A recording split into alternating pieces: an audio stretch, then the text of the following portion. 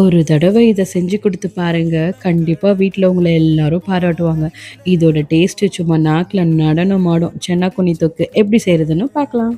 கடாயில ஆயில் சேர்த்துக்கலாம். ஆயில் சூடானதும் கொஞ்சமா கடுகு சேர்ந்து பொரிஞ்சதும், ஒரு மீடியம் சைஸ் வெங்காயத்த சேர்த்து நல்லா வதக்கிக்கலாம். 2 பச்சை மிளகா, ஒரு கொத்து கருவேப்பில, கொஞ்சமா பூண்டு சேர்த்து நல்லா வதக்கி விட்டுக்கலாம். தேவையான அளவுக்கு உப்பு சேர்த்துக்கலாம். 2 தக்காளிய சேர்த்து நல்லா வதக்கிக்கலாம்.